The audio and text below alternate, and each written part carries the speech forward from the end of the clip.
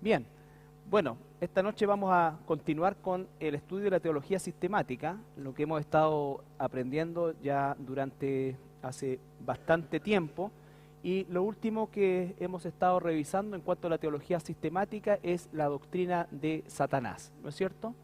Vimos su existencia, su historia,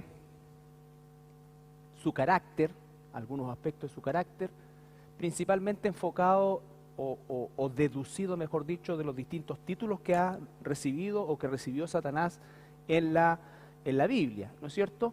Y principalmente hemos puesto el foco en sus estrategias, que están fundadas básicamente sobre dos aspectos de los cuales se deriva todo el accionar prácticamente de Satanás.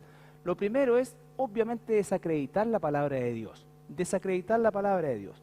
Él no va a negar la existencia de la Biblia, incluso no va a negar muchas veces la veracidad de la Biblia. Pero sí lo que va a hacer es torcer la Escritura, sacarla de contexto, usarla de manera parcializada, no haciendo lo que estamos haciendo nosotros a partir de hace mucho tiempo, ya que es estudiar expositivamente y sistemáticamente la Escritura. Va a aumentarla, va a cortarla, de alguna manera va a hacer algo con relación a la Escritura que no necesariamente signifique anularla, ¿ya? Anularla.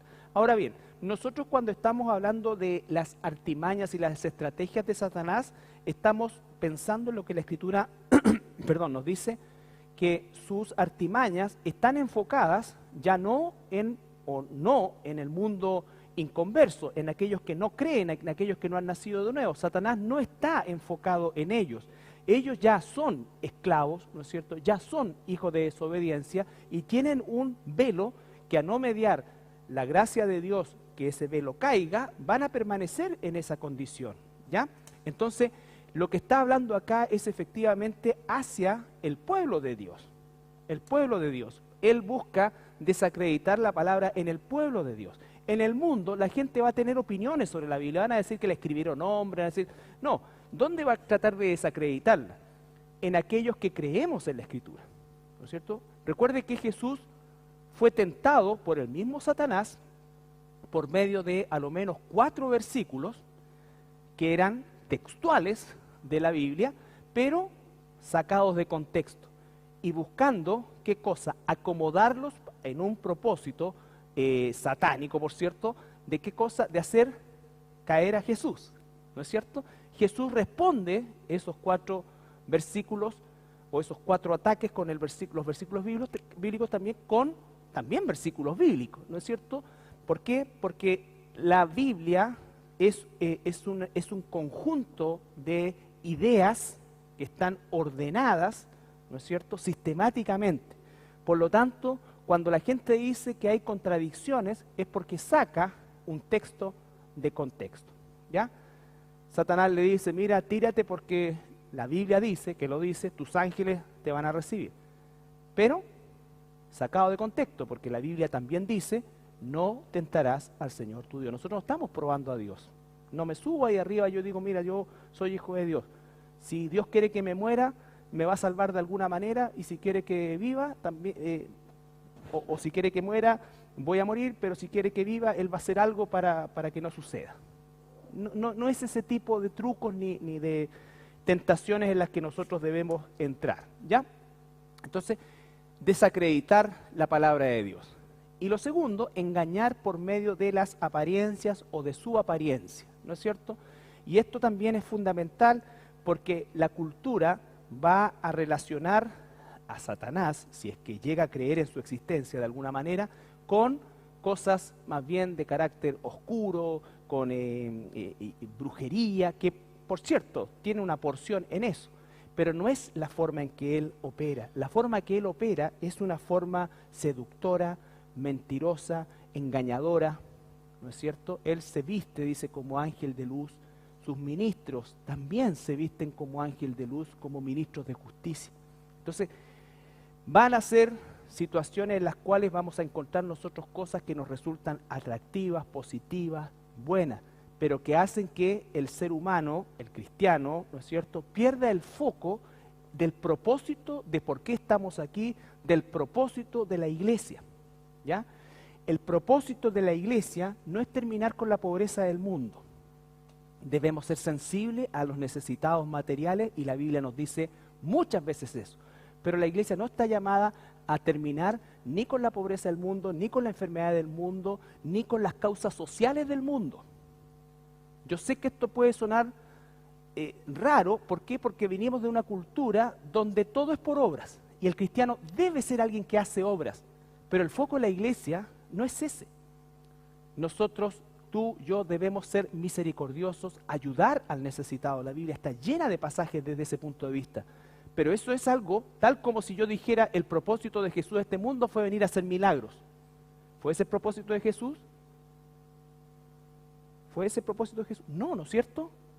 Ahora, ¿los hizo? Claro que los hizo, por misericordia. Pero ¿cuál era su propósito? ¿A qué vino a este mundo? A nacer como ser humano, a vivir una vida de 33 años sin pecado para morir en una cruz y pagar por el pecado. Ese es el propósito por el cual vino el Señor Jesucristo. Lo mismo con la iglesia. La iglesia extiende misericordia, la iglesia es sensible a la necesidad, no solo de los suyos, sino que la necesidad en cualquier lugar. Pero no es rol de la iglesia transformarlo en un elemento social. ¿Ya? Lo mismo el tema político. La ilusión típica de que si tuviéramos un presidente cristiano, si tuviéramos senadores cristianos, eso no va a venir del esquema del mundo, ni siquiera con la sabiduría del mundo Dios va a hacer su obra, no la ha hecho nunca con eso. La salvación es en base a un Cristo y un Cristo crucificado. Pablo dice, yo no quiero decirles nada, no quiero hablar nada más que acerca del Evangelio y de Cristo crucificado. Eso es el Evangelio. Por eso es que la conversión es un acto sobrenatural.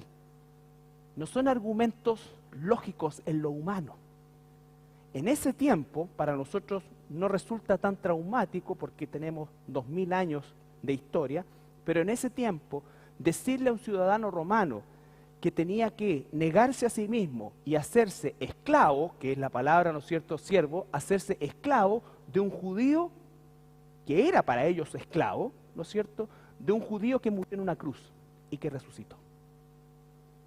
Ese era un poco el concepto del llamado. Por eso es que la conversión es un acto sobrenatural de Dios y nosotros tenemos que estar muy seguros de dar el mensaje y entregar y depositar en las personas la semilla correcta, ¿ya? Satanás va a hacer que los cristianos y la iglesia se distraiga en propósitos humanistas que en sí, ¿no es cierto?, pueden resultar buenos propósitos, pero no es la razón de ser de la iglesia. Nosotros como cristianos no estamos puestos aquí para causas ambientalistas, aunque debemos ser responsables con el ambiente. Este mundo no va a mejorar, este mundo va a empeorar cada día. Y eso un cristiano debe saberlo y aceptarlo y ser optimista. Porque en la medida que esto se acaba, lo otro comienza. Y nuestro rol no es hacer que la gente se afinque más a este mundo, sino por el contrario, que vea que hay otra verdad, otra realidad y una salvación. No somos pesimistas, todo lo contrario, pero esa es la realidad. Esto va a ir en un proceso cada vez más decadente. Nosotros tenemos que actuar, como dice, como sal, en la cual de alguna manera impedimos que la pudrición se expanda más rápido. Pero la sal no termina con la pudrición, la sal solamente hace que sea más lenta. Ese es el propósito de la iglesia, ¿ya? Entonces, cuidado con eso, porque hoy día entonces, propósito, la paz mundial, ¿no es cierto? Entonces el Papa viene, invita a todo y allá van todos, va el budista, el islámico, todo y se toman de la mano y oran por la paz mundial y en el fondo, ¿qué es lo que dicen finalmente? ¿Sabes qué? En realidad dejemos de lado lo que nos separa y unámonos en lo que nos une y entonces todo esto, y es algo que suena súper bien, pero Dios no es así. El plan de Dios no es ese. Jesús dijo, yo tengo una paz, no como el mundo la da. El mundo te va a dar paz en la medida que tú estés dispuesto a renunciar a tu convicción como cristiano. Entre comillas, paz. Por eso el Señor dijo, ¿qué cosa? Yo no vine a traer paz, una paz como el mundo. Yo vine a traer espada. Por causa de este mensaje, la hija se va a ir en contra de la mamá en contra de la... Y así, va a suceder eso. ¿Queremos eso nosotros? Nadie quiere eso. Nadie en su sano juicio querrá eso. Pero recuerden todo lo que hemos visto. Y nosotros tenemos que ser fieles en el mensaje. Fieles en el mensaje, porque si somos fieles en el mensaje, entonces de verdad podemos orar con la esperanza de que Dios haga brotar esa semilla. Pero si nosotros predicamos un evangelio en el cual la persona quede conforme consigo mismo, que no lo confrontamos con el pecado, que no confrontamos con la situación, con la realidad, quizás la persona hasta esté de acuerdo, pero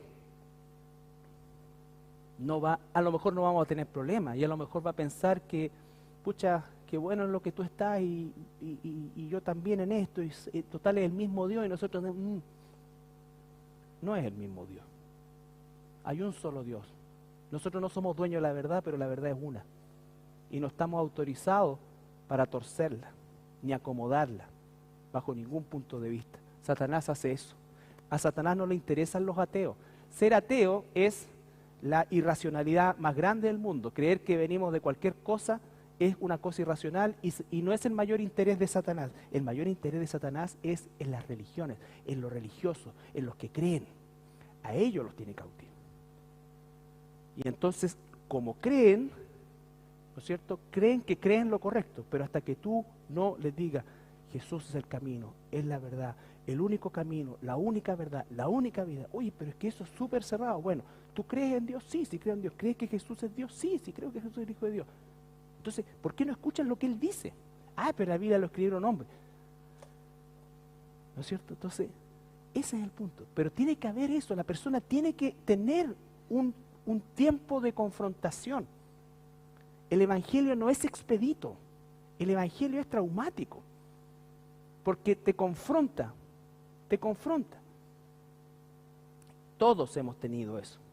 Ahora, cuando el Señor en su soberanía preciosa, maravillosa e inmerecida para nosotros va sacando eso, nosotros hoy día podemos entender eso. Pero el acto de amor más grande que nosotros debemos tener hacia aquellos que no conocen al Señor es hablarles la verdad del Señor. Hablarles la verdad del Señor, ¿no es cierto? Yo quiero mucho a la Karin, ¿no es cierto? Y en realidad ella es creyente, ella es devota de la Virgen de Andacollo y en realidad es tan buena persona. Y yo, ¿sabes qué le voy a decir? Mira, Karin, en realidad, mira, Dios sabe, Dios conoce tu corazón y Él en el último momento, Él tiene que ver allá arriba que tú eres una súper buena persona y en realidad lo que tienes que hacer es aceptar a Jesús. Ábrele tu corazón a Jesús para que venga a vivir ahí. La persona que va a decir, sí, yo quiero que viva en mi corazón. De hecho, vive. Hace mucho rato, yo toda mi vida he sido cristiana. Sí, mira, qué bueno, ya, la historia. Bueno. Suena distinto que decir, ¿sabes qué, Karin? Mira, yo he observado que tú eres una persona súper religiosa. Eres súper buena persona, pero si tú me permites, me encantaría que me regalaras un par de minutos para decirte algo por lo cual he estado orando mucho tiempo. Sí, que es lo que es. Lo que tú haces no agrada a Dios. No estoy hablando de intención. Por favor, yo sé que tienes la mejor intención, pero si tú supieras lo que Dios dice de lo que haces, no estoy seguro que quisieras seguir haciéndolo. Tú sabes lo que Dios piensa de las imágenes. Tú sabes lo que Dios dice de esto. Tú sabes de eso. Jesús dijo esto. Pueden pasar dos cosas. La Karen dice, ¿sabes qué? Mira, tú quédate con tu religión, yo con la mía, ninguna cosa, ya, perfecto. Pero tú le pusiste algo. Seguramente después ya no me va a invitar a casa, no me va a hacer más dulce, ¿no es cierto? Hay costos que pagar.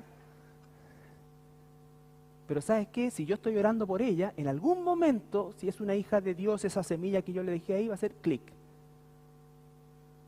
Y algo va a generar eso. Si no lo es, bueno. Pero yo no puedo orar si es que planté cualquier cosa en ella, po. Lógico, si no prediqué si el verdadero evangelio tiene que ser confrontacional, si lo primero que Jesús dijo es arrepiéntete. Y yo tengo que decirte de qué, porque ¿de qué me voy a arrepentir? Todos somos pecadores, claro, pero ¿de qué? Específicamente de tu adoración idólatra, que a lo mejor heredaste, que a lo mejor esto, que a lo mejor esto. Es más difícil, pero eso es lo que tenemos que hacer. Por eso hoy día las iglesias están llenas de falsas conversiones. Llenas de falsas conversiones. ¿Por qué? Porque se les hace una invitación a que a la vez inviten a Cristo en su corazón. Dime dónde sale eso en la Biblia. Que lo invitemos a nuestro corazón. O sea, ni siquiera que se haga dueño, te estoy invitando. Eso no es bíblico. La falta de amor es engañar a la gente y decirle cosas que no nos traigan conflicto, sino por el contrario, que nos traigan amistad con todos. Cuando uno es amigo de todos y todos te estiman y todos te quieren y nadie tiene algo contra ti por lo que crees y por tus convicciones, la cosa es media rara. Yo siempre sospecho de esas cosas. Cuando alguien tiene convicciones espirituales, normalmente hay gente que no le tiene buena, hay gente que no lo quiere, hay gente que se molesta. Eso va a ser así. ¿Ya? Satanás engaña por medio de su apariencia. Vimos la obra de anticipación y nos estacionamos en como imitador, ¿no es cierto? Y algunos aspectos, por ejemplo, el misterio de la piedad, imitado con el misterio de la iniquidad. El Espíritu Santo obra en los hijos de Dios, el Espíritu de Satanás opera en los hijos de desobediencia. Así como hay una Trinidad divina, hay una Trinidad satánica. Dios siembra trigo y Satanás siembra cizaña. Dios instituyó un ministerio apostólico que concluyó con el apóstol Juan. Satanás levanta sus propios falsos apóstoles. Una cosa es la palabra apóstol aplicada la palabra apóstol significa enviado, ¿no es cierto? Todos somos enviados. Jesús dijo, yo los envío al mundo, ¿no es cierto? Los envío al mundo. Como tú me enviaste, yo los envío. Pero otra cosa es el oficio de apóstol. El oficio de apóstol tenía un propósito claro, preciso, conciso, ¿no es cierto? Que era la escritura del Nuevo Testamento. Cuando esa escritura termina, el oficio apostólico también termina. ¿Se entiende? ¿Ya? Las señales de los verdaderos apóstoles confirmaban el mensaje. Los falsos profetas harán señales para confundir y engañar. Nosotros como cristianos tenemos que saber, ¿no es cierto?, que toda señal, toda cosa que Dios hace a lo largo del tiempo, debemos aprender a situarla en los contextos y en los momentos, ¿no es cierto? Jesús le dijo a los fariseos, ustedes son hipócritas porque por un lado saben distinguir algunas señales atmosféricas para decir si va a llover o no va a llover, pero no son capaces de distinguir los tiempos que se están viviendo. ¿Qué es lo que ellos no habían distinguido? La venida del Mesías. Estaban rechazando al Mesías que estaba anunciado por el profeta Isaías y por los otros profetas. Entonces vemos que las señales, Dios por supuesto que nadie puede limitarlo y Él es soberano para hacer y deshacer como quiera. Pero yo tengo que entender las señales y los tiempos, ¿no es cierto? Por ejemplo, las señales y los milagros que hizo Jesús. ¿Qué propósito tuvieron? ¿Se recuerdan? Cuando los mensajeros de Juan el Bautista van y le dicen, oye, venimos de parte de Juan, y pregunta, ¿eres tú el que había de venir o tenemos que esperar a otro? Y Jesús, ¿qué fue lo que le dijo? Anda y dile a Juan, los cojos caminan, los ciegos ven, ¿no es cierto? Cuando Nicodemo va a hablar con Jesús, le dice, sabemos que vienes de Dios porque nadie puede hacer esto si no viene o Dios no está con él. Jesús les dice también, oye, si no creen a lo que digo, crean a lo que hago, crean a lo que hago. ¿No es cierto? Entonces, las señales, los milagros, por supuesto que fueron hechos por misericordia, por amor, pero las señales, los milagros que Jesús realizó durante su tiempo aquí en la tierra, cumplían el propósito fundamental de certificar que Él es el Hijo de Dios. y que Él es Dios. ¿Ya?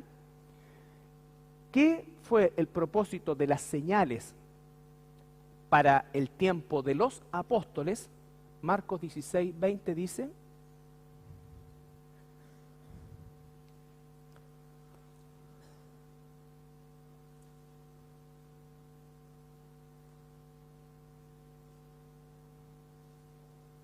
Marcos 16, 20.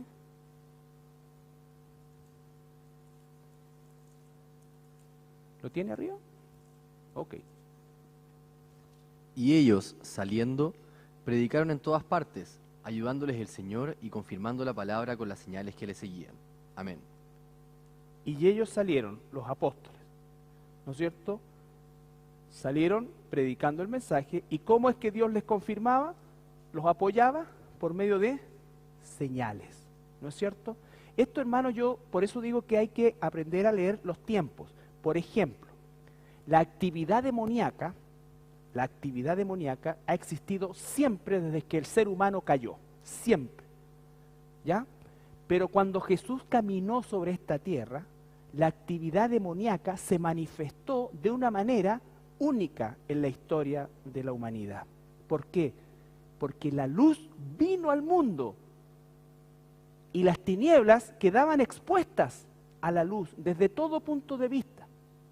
Los demonios siguen operando el día de hoy, pero lo que estoy diciendo es que la luz, que es Dios, nuestro Señor Jesucristo, en este mundo, cuando caminó acá, donde Jesús iba, dejaba en evidencia la actividad demoníaca. ¿Ya? ¿Por qué? Porque Él es la luz.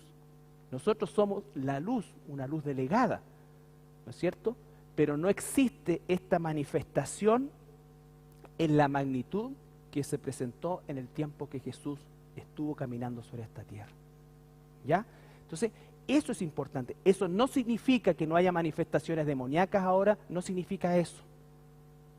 Lo que significa es que la luz vino al mundo y los hombres prefirieron las tinieblas, y las tinieblas se vieron expuestas a la luz de Cristo y se manifestaban. ¿Qué tienes con nosotros, Jesús, Hijo del Altísimo? Viniste a atormentarnos antes de tiempo. Eso no se dio nunca más en el registro histórico de 2000 años, ¿no es cierto?, de historia de la iglesia, que no podemos nosotros desconocer. Y todos los movimientos de sanidad y de demonios y todas estas cosas son cosas relativamente modernas. No estoy diciendo que no haya actividad demoníaca, existe hoy como antes. Lo que estoy diciendo es cómo es que se manifestaron, cómo es que quedaron expuestos, ¿ya? Lo mismo con las señales. Las señales y los prodigios cumplían un propósito. En la medida que la palabra se fue terminando, las señales se fueron atenuando. Nadie puede decir desaparecieron, nadie. Pero sí están atenuadas desde el punto de vista de ¿qué? De que la palabra está terminada. Está terminada, ¿ya? Entonces, lo mismo con muchas cosas. Entonces, los verdaderos apóstoles confirmaban un mensaje que ellos escribieron, ¿no es cierto?, con las señales que hacían. Las señales ratificaban que ellos eran ministros de Dios, ¿ya? Ahora, los falsos ministros van a realizar señales también, pero con el propósito de confundir principalmente. Confundir.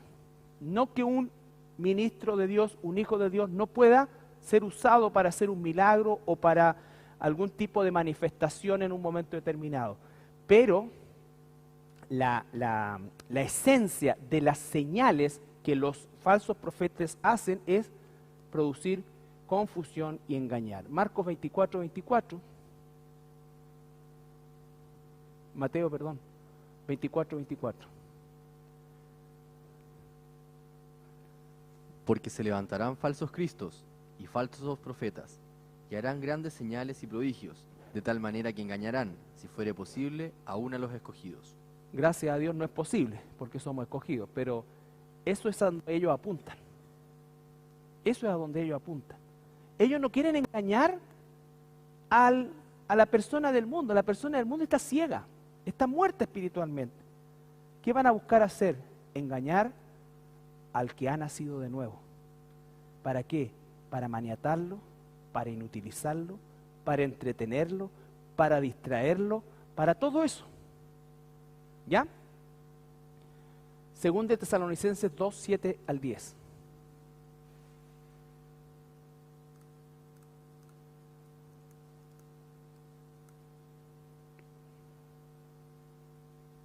Porque ya está en acción el misterio de la iniquidad, solo que hay quien al presente lo detiene, hasta que él a su vez sea quitado de en medio. Y entonces se manifestará aquel inicuo, a quien el Señor matará con el espíritu de su boca, y destruirá con el resplandor de su venida. Inicuo cuyo advenimiento es por obra de Satanás, con gran poder y señales y prodigios mentirosos, y con todo engaño e iniquidad para los que se pierden, por cuanto no recibieron el amor de la verdad para ser salvos. Ya, fíjense en eso. Han salido muchos anticristos y falsos profetas en el mundo. Han habido, hay y habrán, dice. Vamos a ver después los otros puntos la próxima semana.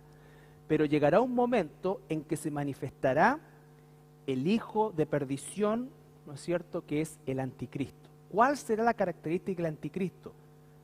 Sus señales, sus prodigios, sus milagros mentirosos. ¿Ya? Y finalmente con eso terminará de sepultar a todos aquellos que creerán en Él. ¿Por qué creyeron en Él? Porque rechazaron el amor. ¿Puedo repetir el último? El amor. El amor de la verdad para ser salvos. El amor de la verdad. ¿Qué rechazaron? La verdad.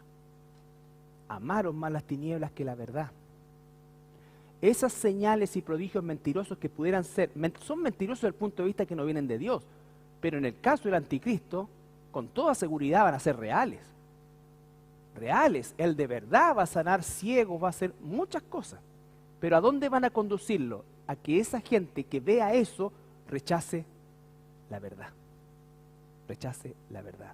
Nosotros por eso es que tenemos que pasar por el filtro de la palabra de Dios, las manifestaciones. Todo lo que suceda. Dios sigue manifestándose por medio de su iglesia. Sigue manifestándose, pero yo tengo que filtrar, discernir. ¿Cuál es el propósito? ¿Cuánto verdaderamente esto aporta al cuerpo? ¿Cuánto esto verdaderamente es verdad?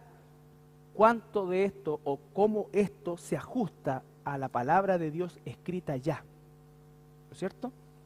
Entonces, todo eso es fundamental. Todo eso es fundamental. ¿Ya?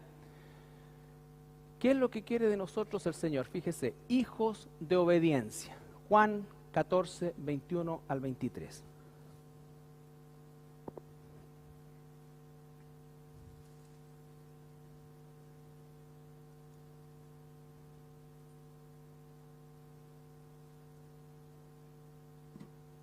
El que tiene mis mandamientos y los guarda, ese es el que me ama. Y el que me ama será amado por mi Padre, y yo le amaré y me manifestaré a él. Le dijo Judas, no el Iscariote: Señor, ¿cómo es que te manifestarás a nosotros y no al mundo? Respondió Jesús y le dijo: El que me ama, mi palabra guardará, y mi Padre le amará, y vendremos a él y haremos morada con él. Ya. El que tiene mis mandamientos y los hace o los guarda, ese es el que me ama. No nos olvidemos nunca de eso. Por eso es que tengo que conocer la palabra de Dios completa. Y el que me ama será amado por mi Padre, y yo le amaré. Ahí está la perfecta Trinidad, porque después dice, ¿no es cierto?, que Él enviará, el Padre y yo vendremos a vivir en Él, ¿no es cierto?, en la persona del Espíritu Santo. Dios Espíritu Santo. Y el Dios Espíritu Santo, que vamos a estudiar a cabalidad también cuando veamos la doctrina de la Iglesia, Él dice que lo primero que hace nos conduce a toda verdad. Nos conduce a toda verdad. La verdad por sobre todas las cosas. Por sobre todas las cosas. Si hay amor sin verdad, eso es sentimentalismo. Necesitamos amor y verdad. Primero, amor por la verdad. Jesús dijo, yo soy la verdad. Cuando yo digo amo la verdad, no estoy diciendo amo la Biblia, estoy diciendo amo a Jesús. Jesús es el autor y consumador de la fe. ¿Ya? Entonces, importantísimo eso.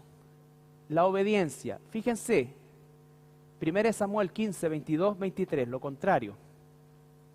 Aquí estamos en el momento en que el rey Saúl es abandonado por Dios. ¿Cuál es la razón de que fue abandonado por Dios? Y Samuel dijo: ¿se complace Jehová tanto en los holocaustos y víctimas como en que se obedezca a las palabras de Jehová? Pausa. Fíjense, ¿quién instituyó los holocaustos? Jehová, ¿no es cierto? Nuestro Dios. Entonces, ¿qué fue lo que sucedió? Los judíos, los israelitas en ese entonces, ¿qué fue lo que pasó? Perdieron el foco. Porque creían o llegaron a creer que era cuestión de pecar y matar un animal. Pecar y matar un animal. ¿No es cierto? Nunca cultivando la obediencia. Entonces, a pesar de que Dios fue el que instituyó el sacrificio como una forma de figura del sacrificio que vendría a ser Jesús, se transformó en algo, en una simple matanza de animales, ¿no es cierto? Y ellos se obsesionaron con eso. De hecho, pusieron e inventaron muchos más tipos de sacrificio por otros pecados que empezaron a surgir después que el pueblo ya estaba formado. ¿Ya? Esto es como las leyes del Congreso, o sea, cada vez hay que hacer más leyes, no porque seamos buenos, sino que porque somos tan malos que cada vez hay que inventar más leyes. ¿Ya? No sé si se han dado cuenta de eso. ¿Ya? Que hay que inventar leyes, la ley Juan, Emilia, Pedro, Lucho, todo, porque somos malos por cuestión, pues. O sea, hay que inventar la ley de esto, la ley de esto, o sea, hay que restringir la maldad, eso es lo que dice. ¿Quién se habría pensado hace 10, 15, 20 años atrás, cuando era cabro, la ley contra los portonazos? Lo único que uno sabía de portonazo era cuando le pegaba un pelotazo y estaba jugando al fútbol. Pero hay que hacer eso. Y los israelitas, ¿no es cierto?, sobrepasaron las normativas de Dios, inventando otras cosas porque sus pecados se fueron haciendo más sofisticados, ¿no es cierto?, y fueron apareciendo otro tipo. Entonces, aquí el profeta le dice, ¿se complace Dios realmente en tanto holocausto y tanto esto, a pesar que él mismo lo instituyó? Ciertamente el obedecer es mejor que los sacrificios, y el prestar atención que la grosura de los carneros. Porque como pecado de adivinación es la rebelión, y como ídolos e idolatría la obstinación. Por cuanto tú desechaste la palabra de Jehová, él también te ha desechado para que no seas rey. Desechó la palabra de Jehová. Él hizo lo que creía que tenía que hacer, no lo que Dios decía que tenía que hacer. La obstinación, ¿no es cierto? Se empecinaron en hacer, inventar sacrificios, ¿no es cierto?, para, entre comillas, pagar pecado, a pesar que fue instituido por Dios, ¿no es cierto? Y eso pasa con todos nosotros. ¿Recuerdan cuando Jesús comisiona a 70 personas y cuando llegan esas 70 personas ya venían obsesionadas con, se nos sujetan los demonios, hacemos esto otro? Ellos en ningún momento dijeron, oye, la gente reconoció el mensaje, se arrepintieron, no, como cualquier cosa. Entonces ese es el peligro que tenemos que tener nosotros. Jesús les dijo, ustedes alégrense de que su nombre está inscrito en el libro de la vida sin merecerlo. Eso es la razón de nuestra alegría. Lo otro es una situación circunstancial. Y termina diciéndole, yo vi cuando Satanás se cayó, cuando de Lucifer se transforma en Satanás. Entonces, esa es la obstinación en la que se puede caer cuando se hace énfasis en las señales. Jesús dice, ¿quién más que Jesús hizo cuánta cantidad de señales y prodigios milagrosos verdaderos? Nadie ha hecho eso. Sin embargo, la gente nunca estuvo satisfecha, ¿no es cierto? ¿Y qué tuvo que decirle Jesús después? ¿Saben qué? Ya no les voy a dar ni una señal más. La única que les voy a dar es la del profeta Jonás, el que lea entienda. ¿Cierto? ¿Por qué? Porque es una cosa obsesiva. Y eso es lo que Satanás sabe de los seres humanos, esa obsesión, esa fascinación con lo oculto, con todas estas cosas, que la iglesia cristiana no escapa a eso. Y por favor, no estoy diciendo que Dios nos sane gente, no estoy diciendo que Dios nos haga milagros, no estoy diciendo que Dios nos siga hablando hoy día a su pueblo, claro que sí, pero entender los procesos en los que nosotros realmente estamos y nos encontramos también, ¿ya? Y Efesios 2, 1 al 3. Y Él os dio vida a vosotros, cuando estabais muertos en vuestros delitos y pecados, en los cuales anduvisteis en otro tiempo, siguiendo la corriente de este mundo, conforme al príncipe de la potestad del aire, el espíritu que ahora opera en los hijos de desobediencia, entre los cuales también todos nosotros vivimos en otro tiempo, en los deseos de nuestra carne, haciendo la voluntad de la carne y de los pensamientos, y éramos por naturaleza hijos de ira, lo mismo que los demás. Lo mismo que los demás, ¿no es cierto? Entonces él dice, ustedes, ahí se está refiriendo a hijos de obediencia posicional, ¿no es cierto? Nosotros somos hijos de obediencia. Nosotros somos hijos de desobediencia. Ahora, como hijos de obediencia, nuestra obediencia no es perfecta, pero lo que se está refiriendo ahí el apóstol es a un cambio posicional, ¿ya? Eso es que somos completamente salvos y al estar el Espíritu Santo en nosotros que nos guía a toda verdad, entonces nosotros hoy día podemos obedecer la voluntad de Dios. ¿Por qué? Porque Dios mismo, en la persona del Espíritu Santo dentro de nosotros, va haciendo esa buena obra que comienza y que un día va a terminar. ¿Ya? Vamos a hacer solamente la primera parte de los ministros de Satanás. Lo primero es que veamos Efesios capítulo 6, versículo 12. Efesios 6, 12. Para establecer el punto de los falsos ministros. Porque no tenemos lucha contra sangre y carne, sino contra principados, contra potestades, contra los gobernadores de las tinieblas de este siglo, contra huestes espirituales de maldad en las regiones celestes. Entonces lo primero es que la actividad demoníaca está vigente completamente. Pero hoy día principalmente, o en este tiempo principalmente, ese mundo invisible se hace visible en la persona de falsos ministros, ¿no es cierto? Y 2 Corintios 11:15 lo ratifica. Por eso es que no tenemos lucha contra las personas, pero el no tener lucha contra las personas no significa que nosotros no confrontamos lo que la persona enseña. El juicio es de Dios, pero nosotros tenemos que confrontar la mentira. 2 Corintios 11:15. Así que no es extraño si también sus ministros se disfrazan como ministros de justicia, cuyo fin será conforme a sus obras. Ya. Lo primero es eso. Entonces, estos ministros se disfrazan como ministros de luz, están, ¿no es cierto?, muchas veces ellos, como dice ahí, los falsos ministros, una de las características que tienen es que pueden ser sumamente talentosos comunicacionalmente. Son personas capaces de ser excelentes comunicadores, contar su historia, contar experiencia, contar cosas que sucedieron. Y con esto no estoy diciendo que nosotros en algún momento no podamos compartir una experiencia, por supuesto que sí, pero todo el grueso de su enseñanza está en función de experiencia, su experiencia con esto otro, con esto, y son sumamente pobres como expositores de la palabra, ¿ya? Sumamente pobres como expositores de la palabra.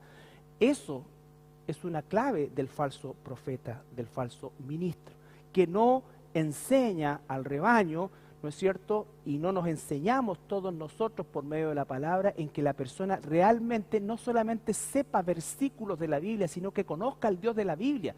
Lo que está escrito es ahí para conocer el carácter de Dios. Hay cristianos que no aceptan, no creen, no piensan que Dios es un Dios de ira también, que su ira es perfecta, su amor es perfecto. Que ese mismo Dios que nos ha salvado y nos ha dado vida eterna va a condenar por la eternidad a aquellos que le rechacen. Y es el mismo Dios y todo es perfecto. Entonces, el falso ministro puede ser un excelente comunicador, pero Satanás usa eso. Satanás va a usar a alguien que pueda seducir, a alguien que tenga un carisma, a alguien que pueda ser alguien que en definitiva tenga, como les gusta hoy día decir a la gente, un aura y todas estas cosas así, todo eso, el falso profeta siempre alimenta un culto hacia la persona, hacia él. Por eso es que ese falso profeta va a buscar siempre la aprobación de la gente, siempre. Él jamás va y se va a negar a confrontarlos con su pecado, porque no ama a la gente, ama que la gente lo ame. ¿Ya? 2 de Timoteo 4, 3, 4. Perdón, del versículo 1 al 5, Mati, por favor. Te encarezco delante de Dios y del Señor Jesucristo, que juzgará a los vivos y a los muertos en su manifestación y en su reino, que prediques la palabra, que instes a tiempo y fuera de tiempo, redarguye, reprende, exhorta con toda paciencia y doctrina. Porque vendrá tiempo cuando no sufrirán la sana doctrina, sino que teniendo comezón de oír, se amontonarán maestros conformes a sus propias concupiscencias, y apartarán de la verdad el oído, y se volverán a las fábulas. Pero tú sé sobrio en todo, soporta las aflicciones, haz obra de evangelista, cumple tu ministerio. Eso es una palabra para todos nosotros. Primero, está preparado para compartir la palabra de Dios y predicarla a tiempo, fuera de tiempo, en todo momento. Tengo que estar preparado. Segundo, dice que va a llegar el tiempo en cuando van a empezar a sentir gente que está, esto no estamos hablando ni de budistas, ni de maometanos, ni de católicos romanos, no, estamos hablando de gente que está dentro de iglesias que se dicen cristianas, que va a empezar a escuchar y que esto le va a empezar a sonar demasiado, esto, que no están, no, es como que es demasiado de esto, y va a empezar a buscar. Nunca fueron salvos, son apóstatas, son cizañas, y va a empezar a salir y después los vas a encontrar, no declarándose ateos, sino que asociados con cualquier cosa, hasta increíble, pero es así, y se amontonarán, que es lo que pasa hoy día, que van a predicar cualquier cosa, el Dios piedra, el hermano árbol, todo esto. Habían unos que se está quemando la Amazonía, por supuesto que es una desgracia, pero un día Dios va a tirar del cielo bolas de fuego y va a quemar todo. Pero entonces habían algunos que lloraban no por los animales, estaba hablando de los árboles, y hablaba del hermano árbol, la madre jungla, y todo esto. No estoy diciendo, es una desgracia, por favor entiéndanme esto, pero ese es el punto de trastorno que existe en la gente, ¿no es cierto?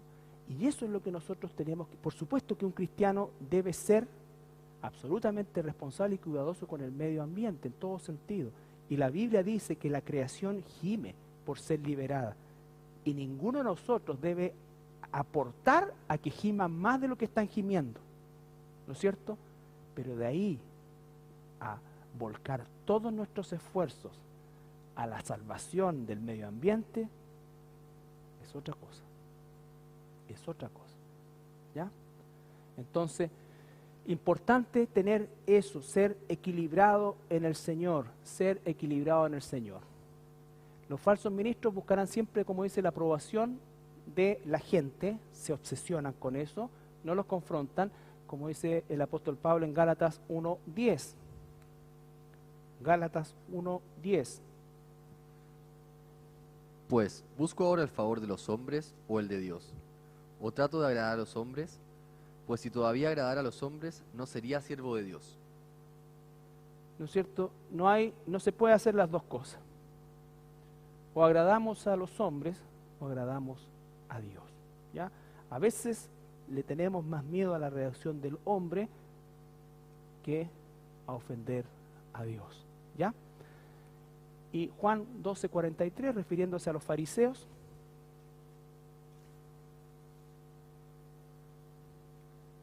porque amaban más la gloria de los hombres que la gloria de Dios. Lógico, no se pueden las dos cosas.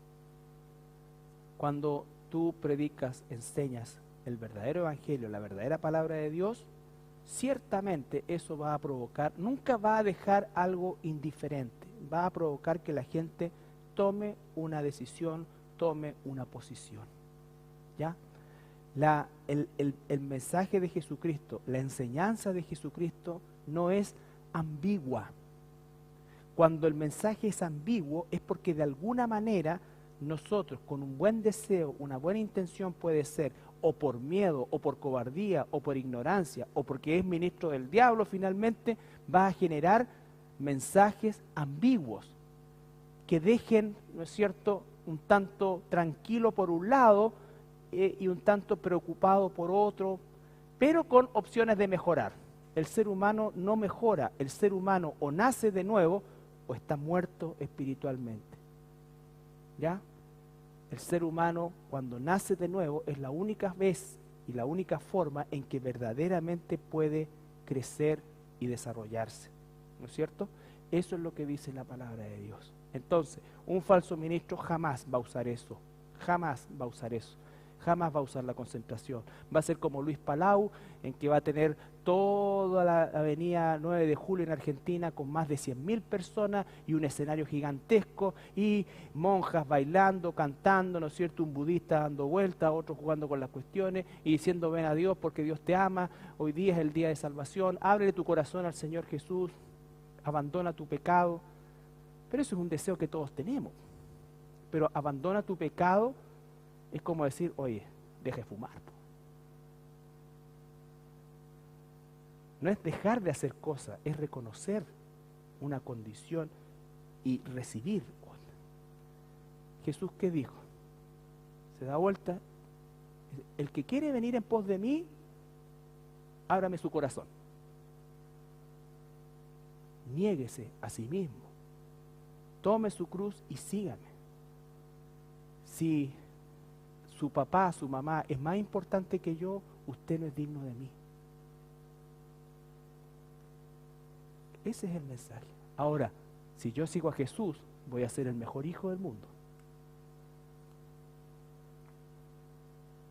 Incluso siendo el mejor hijo, los papás inconversos a veces preferirían que fuera como antes. Esa es la cosa increíble de esto. La cosa increíble de esto. ¿Ya?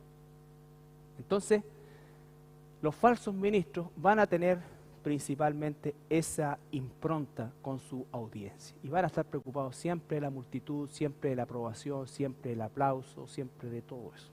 ¿Ya? Ok. ¿Alguna pregunta?